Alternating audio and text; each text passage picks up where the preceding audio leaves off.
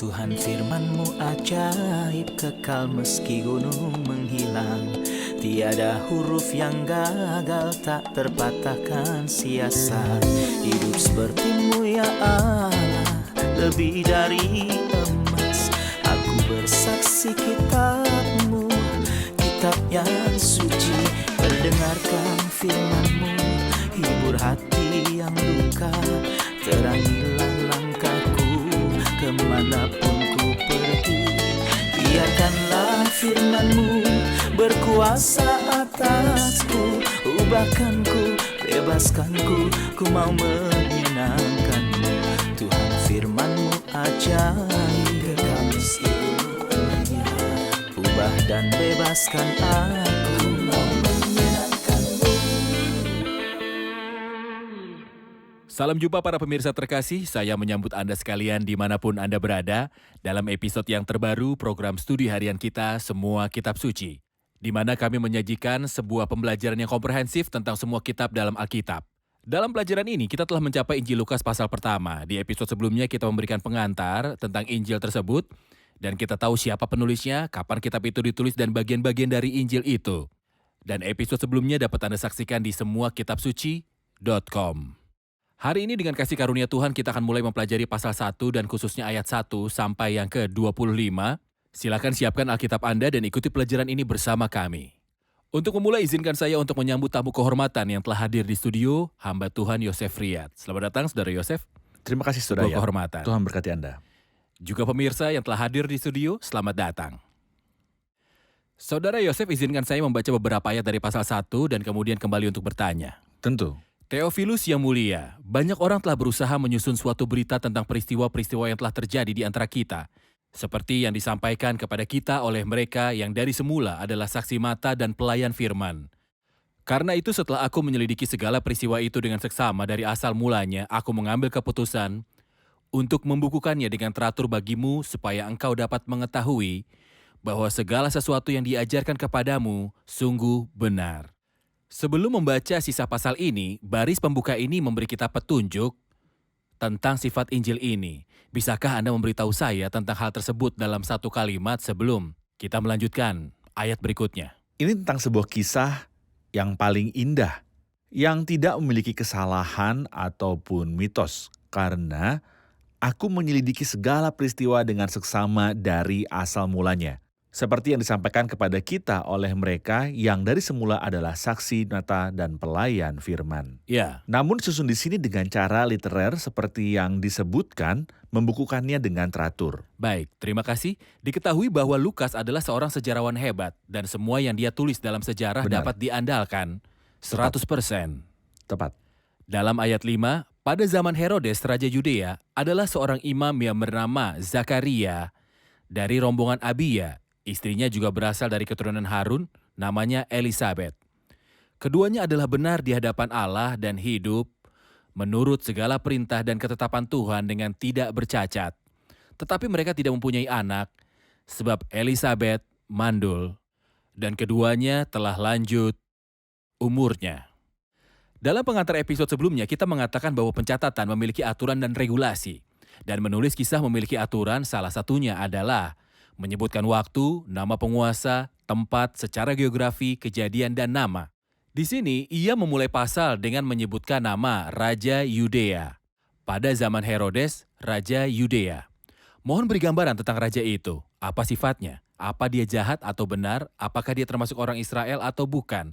Sehingga kita bisa mengetahui latar belakang politik dari Injil Lukas ini. Raja ini adalah salah satu raja paling jahat yang pernah disaksikan sejarah. Tertulis dalam sejarah bahwa dia membunuh putra-putranya ketika dia ragu bahwa mereka bersaing dengannya dan bahwa mereka ingin naik tahta. Dia membunuhnya setidaknya 2 orang istrinya. Dia membunuh mereka. Dan dialah yang melakukan pembantaian anak-anak Bethlehem yang disebutkan dalam Injil Matius pasal 2. Jadi dia adalah pria berdarah dingin dan kejam. Namun sebagai seorang politisi, dia pintar. Dia melakukan banyak perbuatan baik saat dia membangun teater dan stadion dan merekonstruksi Bait Suci Zerubabel yang sangat sederhana sehingga menjadi mahakarya pada zamannya. Bahkan para murid sebelum penyaliban Kristus ketika dia berkata, "Lihatlah rumahmu ini akan ditinggalkan menjadi sunyi."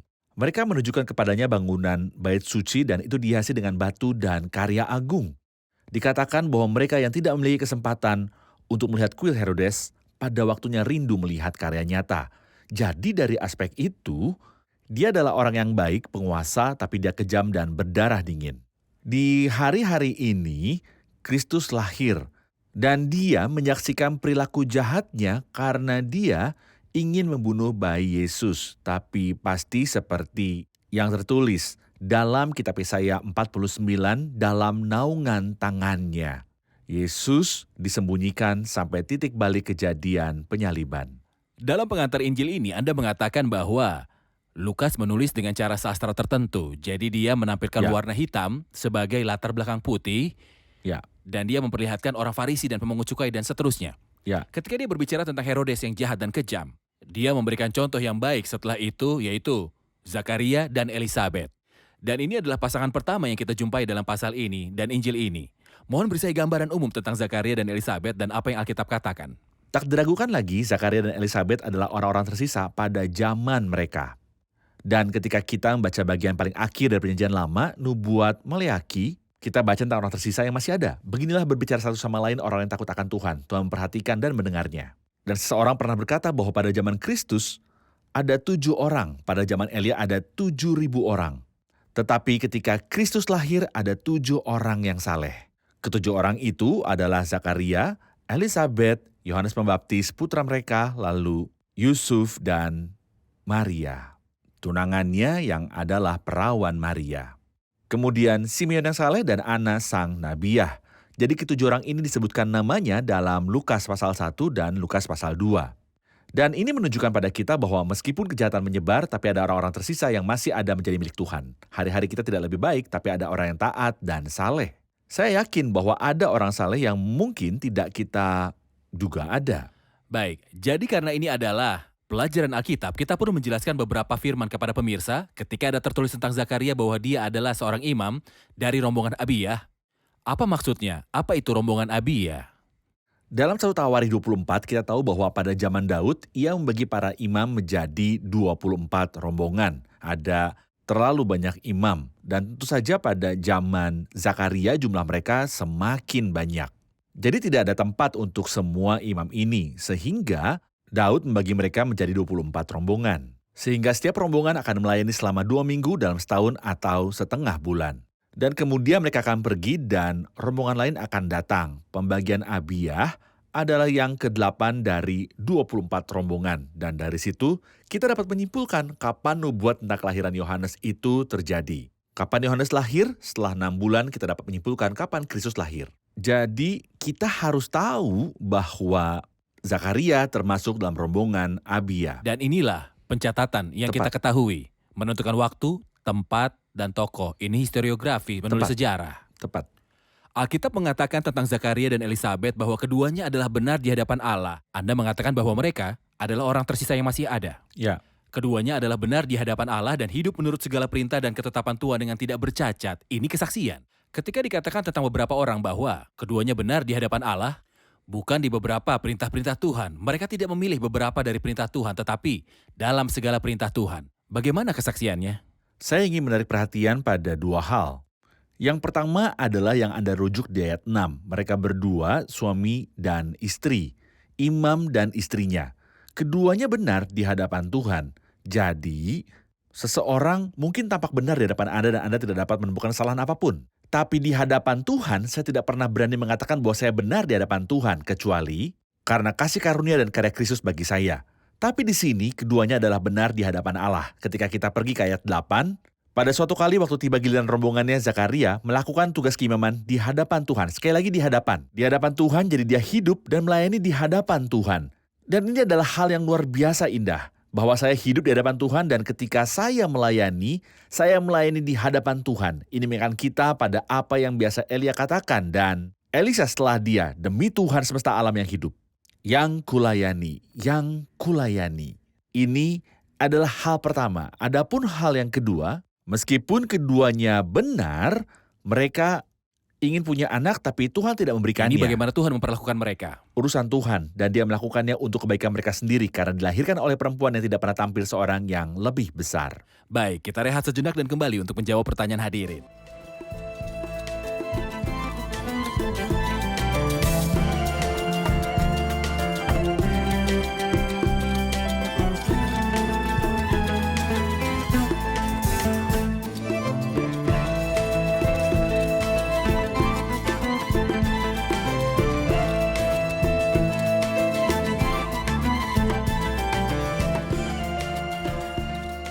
Ayat 11, tampaklah kepada Zakaria seorang malaikat Tuhan berdiri di sebelah kanan mezbah. Dan ketika Zakaria melihatnya, dia gelisah dan ketakutan. Mengapa Zakaria menjadi takut ketika malaikat itu menampakkan diri kepadanya? Padahal dia termasuk golongan Abiyah. Silakan. Orang-orang Yahudi pada umumnya sangat takut kepada malaikat. Karena dan faktanya hal itu membuat siapapun takut untuk melihat malaikat. Ini menakutkan. Ingat Manoah dan istrinya. Ketika melihat malaikat Tuhan, mereka berkata kita pasti mati sebab kita telah melihat Allah. Itu menakutkan. Tapi saya akan mengatakan bahwa di sini akhirnya datang hal pertama dari surga setelah masa hening yang berlangsung selama 400 tahun. Sejak zaman Maleaki sampai kabar itu yang dibawa malaikat kepada Zakaria sekitar 400 tahun berlalu. Dan pernyataan pertama adalah jangan takut. Dan boleh dibilang kata-kata ini jangan takut adalah salah satu kata kunci dalam Injil Lukas seperti yang disebutkan 7 kali. Berhubungan dengan dalam Lukas 1 dan 2. Hal itu diulang sebanyak 3 kali. Untuk Zakaria jangan takut. Kepada Maria jangan takut Maria. Dan kepada para gembala di pasal 2 jangan takut sesungguhnya aku memberitakan kepadamu kesukaan besar untuk seluruh bangsa. Ketika Simon menangkap banyak ikan, jangan takut, mulai dari sekarang engkau akan menjadi penjala manusia.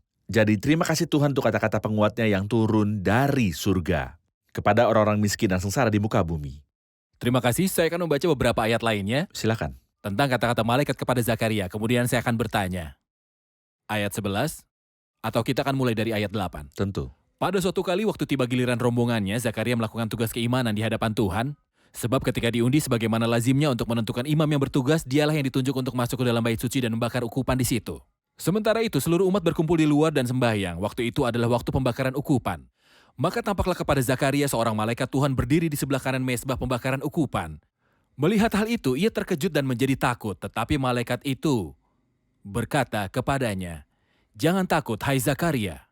Sebab doamu telah dikabulkan dan Elisabet istrimu akan melahirkan seorang anak laki-laki bagimu dan haruslah engkau menamai dia Yohanes. Engkau akan bersukacita dan bergembira. Bahkan banyak orang akan bersukacita atas kelahirannya itu. Sebab ia akan besar di hadapan Tuhan dan ia tidak akan minum anggur atau minuman keras dan ia akan penuh dengan Roh Kudus mulai dari rahim ibunya. Ia akan membuat banyak orang Israel berbalik kepada Tuhan Allah mereka. Dan ia akan berjalan mendahului Tuhan dalam roh dan kuasa Elia untuk membuat hati bapa-bapa berbalik kepada anak-anaknya dan hati orang durhaka kepada pikiran orang benar. Dan dengan demikian menyiapkan bagi Tuhan suatu umat yang layak baginya." Lalu kata Zakaria kepada malaikat itu, "Bagaimanakah aku tahu bahwa hal ini akan terjadi sebab aku sudah tua dan istriku sudah lanjut umurnya?"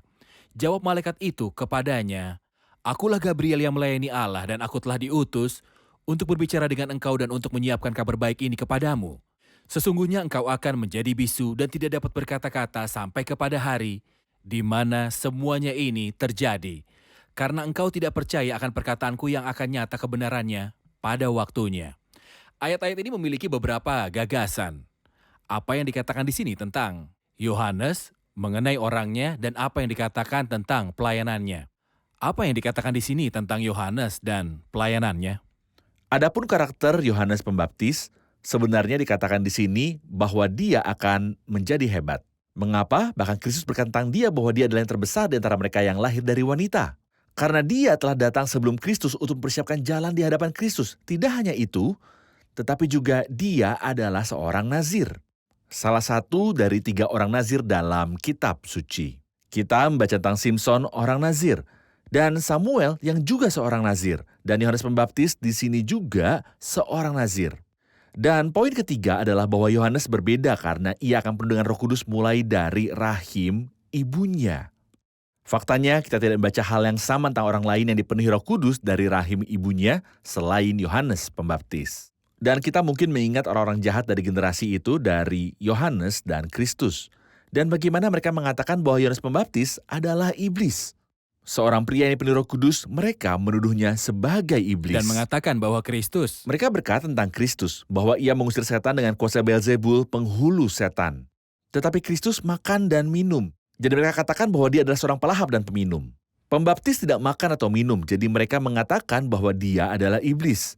Ini menyangkut kepribadiannya, adapun pelayanannya sebagaimana disebutkan dalam Maleakhi pasal 4, pasal terakhir dalam perjanjian lama, dan ia akan berjalan mendahului Tuhan dalam roh dan kuasa Elia. Dan pada kenyataannya dia bersemangat dan berani seperti Elia. Jadi dia menegur raja dan membayar harga mahal ketika Raja Herodes memenggalnya atas permintaan putri Herodias. Terima kasih Saudara Yosef, kita rehat sejenak dan kembali untuk menjawab pertanyaan hadir.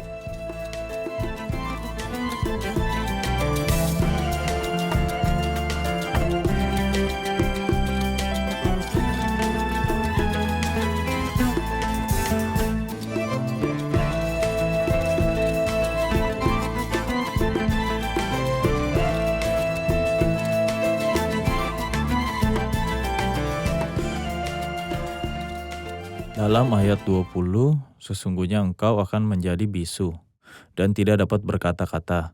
Mengapa reaksi malaikat terhadap Zakaria begitu kejam? Silakan. Kita memperhatikan bahwa malaikat membawa dua kabar dalam pasal ini. Satu untuk Zakaria dan yang lainnya untuk Maria. Zakaria meragukan semuanya. Jadi dia harus menghadapi konsekuensi yang berat. Sementara Maria juga bertanya, namun dia tidak melakukan hal yang sama padanya. Mengapa? Jawabannya adalah karena tidak ada alasan untuk Zakaria mengajukan pertanyaan seperti itu. Memang benar dia sudah tua, tapi dia belum mencapai usia 60 tahun karena imam berhenti pelayanan pada usia 60 tahun. Dan dia sudah tahu bahwa Abraham punya anak ketika dia berusia 100 tahun. Jadi tidak ada alasan bagi Zakaria untuk menanyakan pertanyaan seperti itu. Sedangkan untuk Maria, itu tidak pernah terjadi sebelumnya. Tidak ada yang pernah membayangkan bahwa seorang perawan bisa hamil. Jadi dia bertanya, bagaimana hal itu mungkin terjadi karena aku belum bersuami. Jadi dia menjelaskan padanya, Roh Kudus akan turun atasmu dan kuasa Allah yang Maha Tinggi akan menaungi engkau. Melalui hal ini kita paham bahwa setiap kali kita tidak percaya, kita akan bisu. Ada sebuah ayat dalam Mazmur 116, aku percaya sebab itu aku berkata-kata. Dan di sini Zakaria tidak percaya, jadi dia tidak bisa berkata-kata. Baik, berbicara tentang Zakaria dan reaksinya, Anda mengatakan bahwa dia seharusnya kembali ke sejarah suci dan menyimpulkan karena Tuhan memberi Abraham keturunan pada usia yang sangat tua, jadi Tuhan bisa melakukan hal yang sama padanya. Benar. Dan teori ini, Saudara Yosef, adalah teori iman dan pemahaman yang selalu mengingatkan kita akan apa yang telah Tuhan ciptakan untuk kita dan bagaimana kita akan melihatnya di masa sekarang dan masa depan. Apa yang juga dikatakan kepada kita tentang menerima janji-janji Tuhan dan mempercayai Tuhan, seperti yang terjadi sebelumnya akan terjadi pada kita.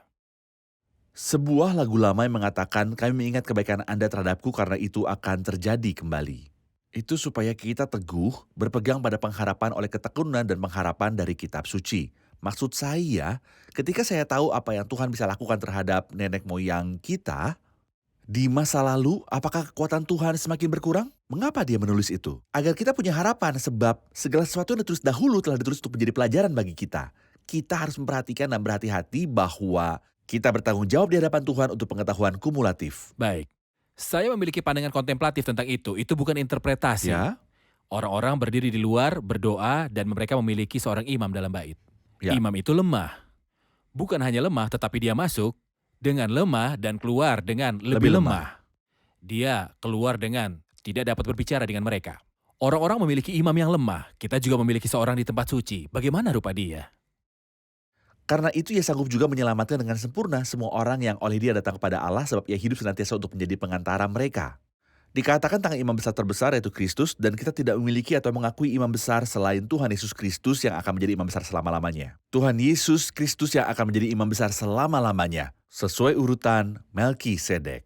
Dalam Ibrani 4, negasi dari negasi digunakan untuk mengkonfirmasi, memfasilitasi, dan membuktikan bahwa sebab imam besar yang kita punya bukanlah imam besar, yang berarti kita memiliki imam besar yang mampu. Baik, terima kasih. Dalam ayat 23, ketika selesai jangka waktu tugas jabatannya, ia pulang ke rumah. Beberapa lama kemudian, Elisabet istrinya mengandung. Dan selama 5 bulan ia tidak menampakkan diri, katanya. Inilah suatu perbuatan Tuhan bagiku, dan sekarang ia berkenan menghapuskan aibku di depan orang. Tuhan memenuhi segala yang dia katakan, janji Tuhan digenapi. Dan kita tahu bahwa Elisabet berarti sumpah Tuhan atau janji Tuhan. Juga kita perlu menanggapi tentang Tuhan yang menepati janjinya dan memenuhinya. Bileam, orang jahat, berkata karena Tuhan masukkan kata-kata ini ke dalam mulutnya. Masakan ia berfirman dan tidak melakukannya, atau berbicara dan tidak menepatinya? Dan penyanyi itu berkata, jika Tuhan berkata, dia menggenapi. Tuhan kita tidak pernah lupa. Tuhan kita selalu mampu dan dia mau. Dan berbahagialah orang yang percaya kepada Tuhan. Tunjukkanlah pandanganmu kepadanya, maka mukamu akan berseri-seri dan tidak akan malu tersipu-sipu. Dia memandangnya untuk menghilangkan celaannya di antara orang-orang. Tidak memiliki keturunan adalah hal yang memalukan. Karena terkait dengan tidak adanya berkah, materialistis dan duniawi menurut perjanjian lama. Jika salah satu dari para wanita saleh yang tidak diberikan anak oleh Tuhan dan sedang memperhatikan kita sekarang, dan dia menganggapnya memalukan dan mungkin menemukan ayat-ayat ini dan berpikir mengapa Tuhan melakukan itu pada Elisabet dan bukan padaku? Mengapa dia tidak menghilangkan celaanku di antara orang-orang? Apakah memalukan untuk tidak menghasilkan keturunan hari ini seperti dulu dalam perjanjian lama?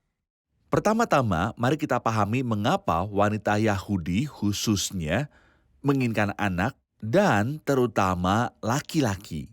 Karena mereka memiliki janji sejak zaman Taman Eden bahwa benih perempuan akan meremukkan benih ular. Dan itulah mengapa salah satu nama Kristus disebutkan dalam kitab Daniel adalah keinginan wanita. Apa artinya? Artinya setiap wanita menginginkan Mesias berasal dari keturunannya. Kristus. Dan itulah mengapa wanita menjadi sangat sedih jika mandul. Artinya dia tidak memiliki kesempatan.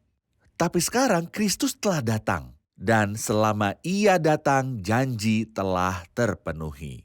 Dan diberkati, bukan mereka yang bisa melahirkan kepada Kristus karena hak istimewa ini telah diberikan kepada orang suci yang mendahului kita. Melainkan memberkati mereka yang memelihara firman Tuhan. Ketika seorang wanita memberitahu Kristus, berbahagialah ibu yang telah mengandung engkau dan susu yang telah menyusui engkau. Yang berbahagia ialah mereka yang mendengarkan firman Allah dan yang memeliharanya. Saya berbicara kepada setiap wanita yang berduka dan marah, yang sangat menginginkan anak. Pelihara firman Tuhan dan Anda akan diberkati, mereka yang mendengarkan firman Allah dan yang memeliharanya. Baik, terima kasih Saudara Yosef. Kita telah mencapai akhir episode. Kita akan lanjutkan pembahasan tersebut di episode mendatang. Tuhan memberkati. Apa yang telah Anda pelajari? Betapa menakjubkannya ilham itu bersaksi tentang seseorang yang benar di hadapan Tuhan, seperti yang terjadi dengan Zakaria dan istrinya. Sebagai siapapun yang ada di hadapan Allah, baik dalam kehidupan mereka atau pelayanan mereka, benar-benar jadi saksi yang luar biasa. Meskipun Elisabet dan Zakaria adalah orang-orang benar di hadapan Tuhan, dia menunda mendengarkan doa-doa mereka. Dan kami tahu mengapa hari ini bukan hanya mereka yang bersukacita atas kelahiran Yohanes, tapi banyak orang juga bersukacita. Jadi setiap kali Tuhan panjang sabar terhadap kita, ini berarti untuk kebaikan kita sendiri.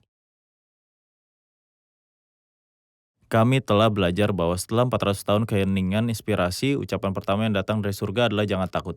Yang diulang sebanyak 7 kali dalam Injil Lukas, janji yang menghibur kita dan membuat kita bersandar pada kesetiaan janji Tuhan. Terima kasih, Tuhan memberkati. Terima kasih Saudara Yosef, Tuhan memberkati. Beserta Anda. Pemirsa terkasih, di episode hari ini kita telah belajar Tuhan memiliki orang-orang tersisa. Ya, ada orang-orang tersisa ketika kabar kelahiran Yohanes dibawa. Seperti pada hari-hari ketika Herodes yang jahat itu duduk di singgasana itu, ada seorang wanita saleh bernama Elisabet. Dan suaminya Zakaria, mereka adalah orang benar Di hadapan Tuhan, Elizabeth yang namanya berarti sumpah Tuhan berpegang teguh pada janji Tuhan dan tidak menyerah pada janji Tuhan. Dia menaruh kepercayaannya pada Tuhan. Dia menerima apa yang dikatakan oleh Tuhan dan tidak membuang kepercayaan dirinya. Yang memiliki upah yang besar, imannya dihargai dan Tuhan memberinya upah karena dia memiliki iman di dalam hatinya. Pemirsa terkasih, kita harus berpegang pada janji Tuhan dan kita harus memiliki iman dalam segala yang Tuhan katakan. Seperti yang telah kita saksikan sebelumnya dan seperti yang Dia janjikan untuk menyertai kita. Dia akan bersama kita sekarang juga. Kita tidak boleh membuang kepercayaan diri kita yang memiliki upah yang besar. Kita harus menunggu pembebasan dari Tuhan dan menunggu upah kita dari Tuhan. Dan menunggu Tuhan memenuhi janjinya bagi kita. Pemirsa terkasih, sampai jumpa di episode selanjutnya. Tuhan menyertai.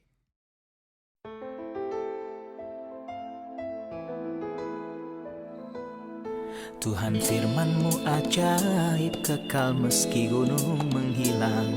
Tiada huruf yang gagal, tak terpatahkan siasat. Hidup seperti-Mu ya Allah, lebih dari emas. Aku bersaksi kitab-Mu, kitab yang suci. Terdengarkan firman-Mu, hibur hati yang luka. Terangilah langkahku kemanapun ku pergi. Biarkanlah firman-Mu berkuasa atasku. Ubahkanku, bebaskanku, ku mau menyenangkan-Mu. Tuhan firman-Mu ajaib, kekal meski gunungnya. Ubah dan bebaskan aku.